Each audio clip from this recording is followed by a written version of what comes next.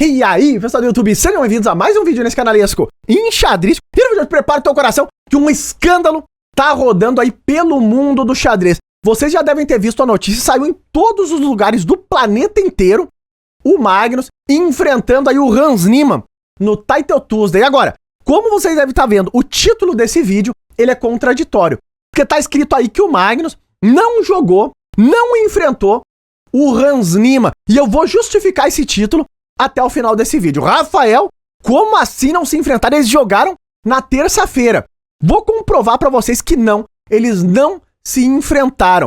Inclusive, pra contextualizar tudo isso, observem que a treta toda começou, claro, no torneio de terça-feira, o Title Tuesday, que acontece 2 vezes ao dia.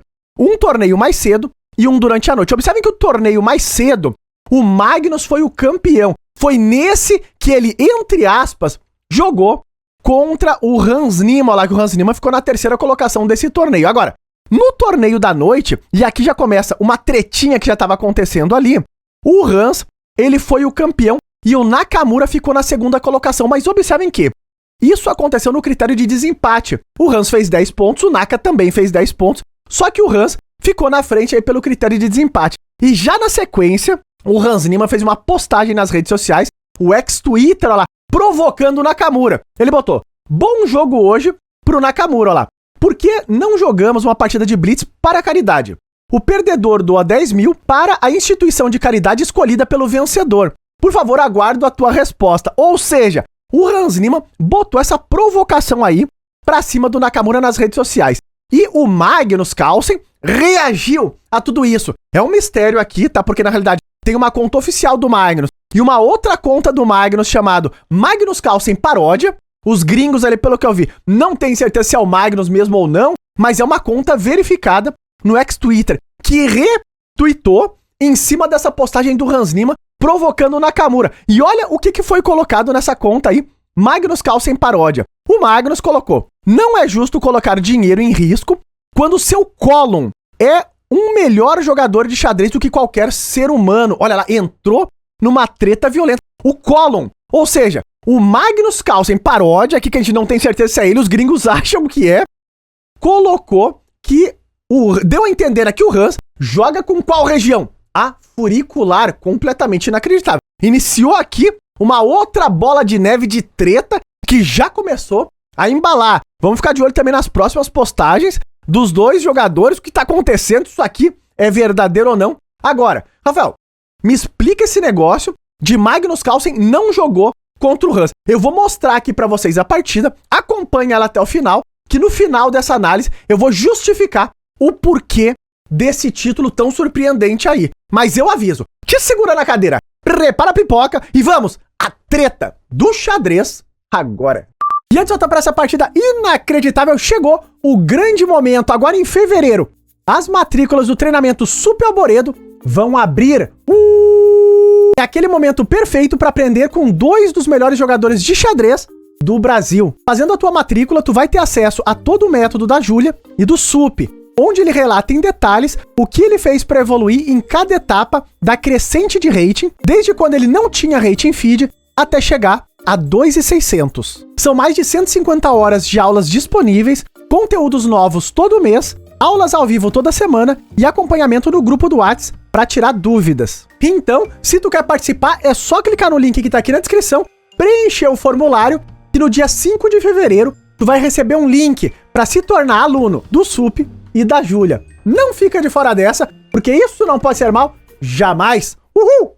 Então, pessoal, aqui estamos nós. E de brancazinha, Magnus Carlsen contra Hans Small Niemann. Terrível! Agora, o Magnus nessa partida colocou um peão-rei. Favorito de Bob Fish. Agora, o Hans Niemann, ele jogou aqui uma posição técnica berlinesa.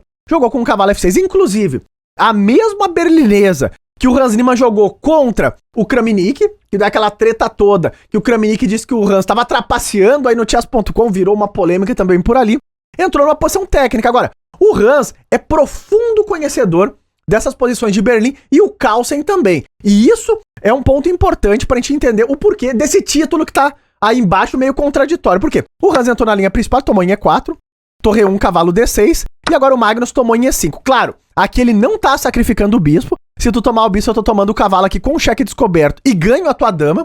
Então aqui, o Hans Lima seguiu protegendo, claro, a coluna E. Vê agora bispo F1, defende o bispo. A troca em E5, jogou com roque D4, bispo F6, totó na torre E1, torre E8, e eles vão passando as peças pro jogo. Observem como eles vão jogando muito rápido. Isso aqui é outro ponto importante, porque a gente fica meio surpreso, né? Por que eles estão jogando tão rápido? No final do vídeo vem a explicação de por que eles estão jogando tão rápido assim na velocidade da luz, parece que não estão pensando.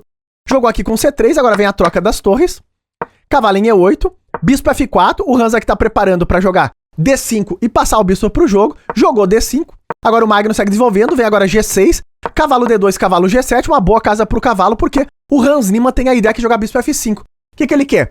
Trocar o bispo mal dele pelo bispo bom do Magnus, que estava ali jogando. E essa troca vai acontecer. Vem a troca em F5, dama em E2, agora C6, uma posição super sólida. E aqui o Magnus joga com torre E1. Observem que tudo é ao toque. O tempo, ele não corre no relógio. O Hans Lima passou o cavalo para G7, bispo em E5, propondo mais trocas. Agora vem cavalo em E6, manobrando.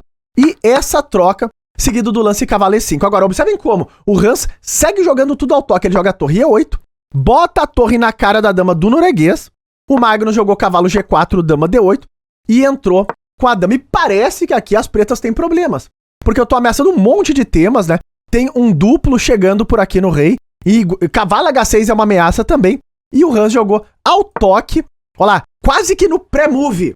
Por que isso, hein? Numa posição tão complicada. Como é que ele acertou cavalo G7, um lance tão fino? A explicação já vem na sequência.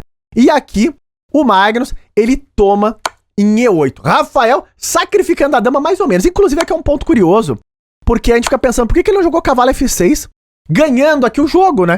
Porque aqui tem um golpe. Tu leva a dama a tomar F6 e agora tu tem problemas, olha lá. A tua dama tá ameaçada, se ela sair, tu tá levando mate aqui com a tua torre caindo em E1.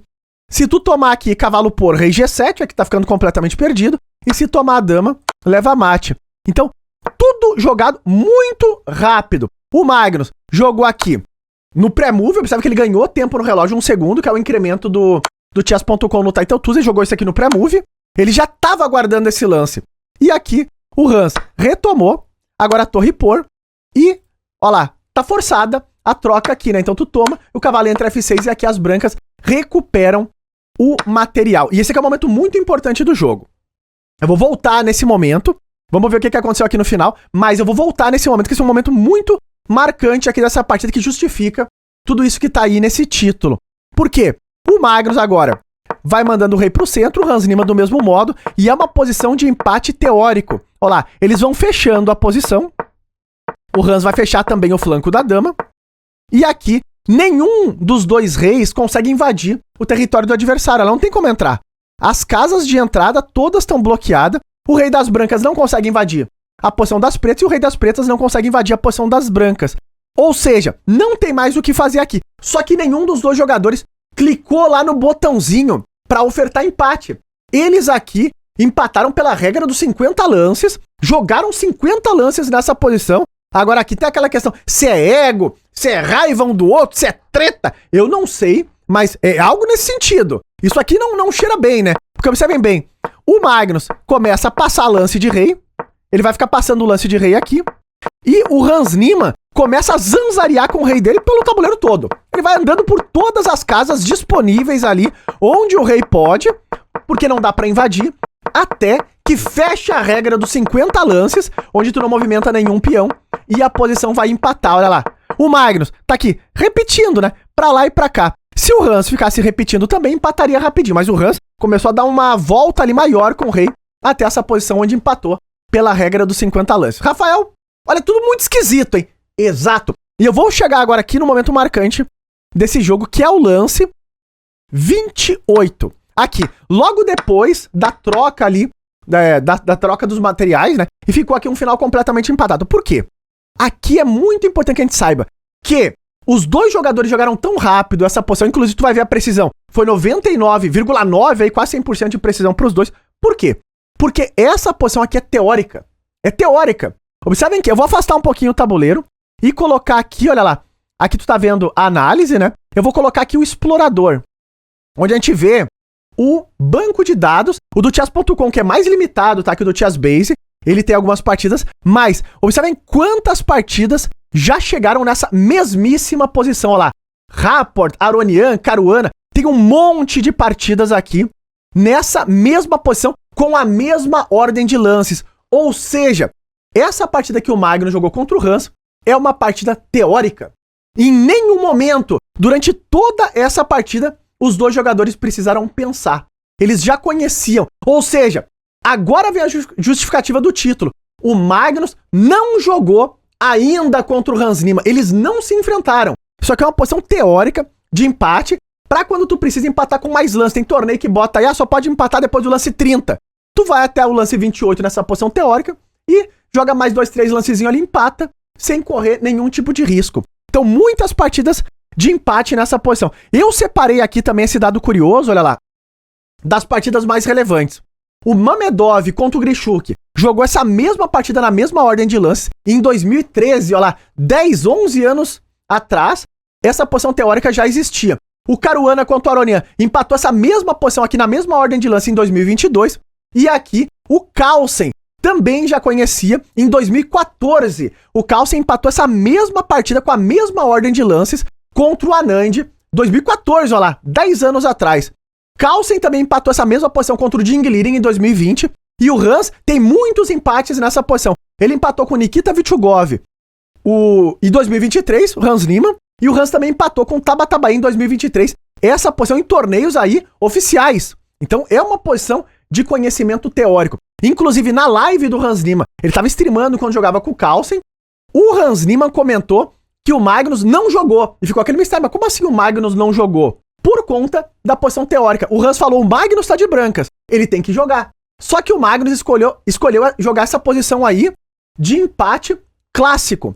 E por isso que o Hans argumentou que o Magnus estava com medo de jogar com ele. Ficou aquele mistério, o que o Hans está querendo dizer que o Magnus está com medo? Exatamente isso, porque o Magnus escolheu essa variante técnica. Agora, comenta aí embaixo, o Magnus escolheu jogar uma partida de conhecimento comum dos dois jogadores por medo ou não?